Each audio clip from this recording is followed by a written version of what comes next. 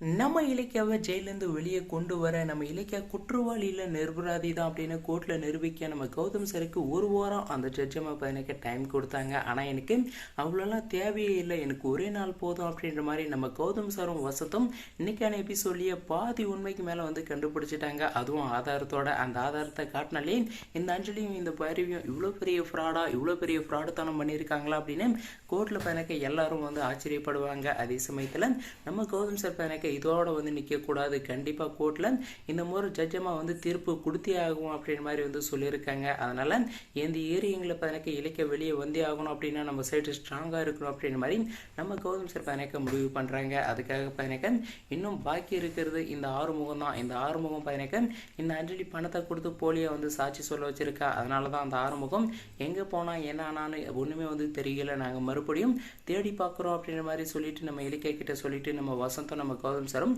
மறுபடியும் அந்த கோயிலை சுற்றி அந்த வீட்டான எல்லா தாவலையும் வந்து போய் பார்க்குறாங்க. அங்கே இருக்கிற எல்லா கடைக்காரர்கிட்டையும் வந்து கேட்டு பார்க்குறாங்க. ஆனால் அந்த ஆறுமுகம் இந்த சைடு வர்றதில் எங்கே போனார் என்ன ஆனாருன்னு ஒன்றுமே தெரியல அப்படின்னு அந்த கடைக்காரங்க எல்லாருமே வந்து சொல்லிடுறாங்க. நம்ம கௌதம் சாரும் தேடாத இடமே வந்து கிடையாது. கடைசியில் நம்ம கௌதம் சாரும் எனக்கு ஓஞ்சி போயிடுறாங்க. இந்த ஆறுமுகம் எங்கே தான் போயிருப்பான் அப்படின்ற மாதிரி நம்ம கௌதம் சாருக்கு பயங்கரமான சந்தேகம். அப்போ தான் நம்ம கௌதம் சார் வந்து யோசிக்கிறாங்க, இது வந்து கண்டிப்பாக இந்த பைரவியும் இந்த அஞ்சலியும் தான் இந்த ஆறுமுகத்தை எங்கேயாச்சும் வந்து மறைச்சு வச்சிருக்கணும். நம்ம வந்து கண்டுபிடிச்சி அந்த ஆறுமுகத்துக்கிட்ட உண்மையை வர வச்சுருவாங்க அப்படின்றதுக்காக பதினக்க அவங்கள எங்கேயாச்சும் மறைச்சி வச்சுருக்காங்க அப்படின்னு மாதிரி நம்ம கௌதம் சார் பதினக்க யோசிக்கிறாங்க. உடனே அந்த விஷயத்த நம்ம கௌதம் சார் பதினக்க கண்டுபிடிச்சே ஆகணும். இந்த ஆறுமுகம் எங்கே இருக்காங்க அப்படின்றத அவங்க மூலியமாக போய் வர வைக்கலாம் அப்படின்னு நம்ம கௌதம் சார் பதினக்க பிளான் போடுறாங்க. இதுக்காக உடனே நம்ம ஜானகியம்மா கிட்ட கால் பண்ணி நம்ம கௌதம் சார் பதினக்க ஜானகியம்மா உங்கள் மூலிமா இலக்கியாவை வெளியே கொண்டு வர எனக்கு ஒரு உதவி வேணும் அப்படின்னு மாதிரி சொல்கிறாங்க. அதை கேட்ட நம்ம ஜானகியம்மா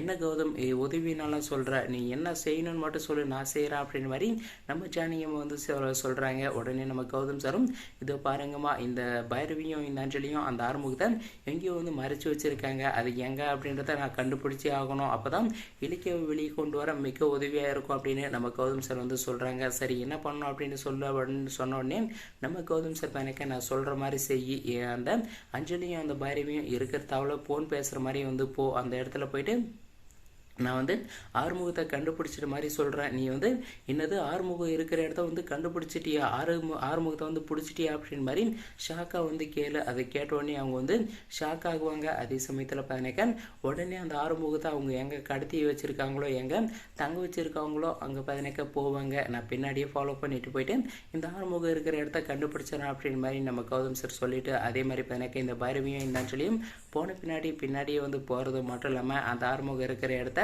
அவங்க மூலியமாகவே எனக்கு தெரிஞ்சுக்கிட்டு அந்த ஆறுமுகத்தை போயிட்டு வசமாக கையங்காலமாக வந்து பிடிக்க போகிறாங்க. இந்த ஆறுமுகத்தை பிடிச்ச உடனே நம்ம கௌதம் சார் எனக்கு அந்த பைரவிக்கிட்டே இந்த அஞ்சலிக்கிட்டே சிரிச்சுக்கிட்டே வந்து சொல்ல போகிறாங்க, உங்கள் மூலியமாக தான் நான் இப்போ ஆறுமுகம் இருக்கிற இடத்த வந்து கண்டுபிடிச்சேன், இந்த ஆறுமுகத்தை பணம் கொடுத்து தானே நீங்கள் வந்து பொய் சாட்சி சொல்ல வச்சிங்க, இந்த ஆறுமுகத்தை நான் அடித்து விசாரிப்பேன்லாம் கண்டிப்பாக எல்லா உண்மையும் இந்த ஆறுமுகம் வந்து சொல்ல போகிறான் அப்படின்னு நம்ம கௌதம் சார் எனக்கு சொல்ல போகிறாங்க. வெயிட் பண்ணி பார்க்கலாம் அடுத்து என்ன நடக்க போகுது அப்படின்னு. தேங்க்ஸ் ஃபார் வாட்சிங் கைஸ்.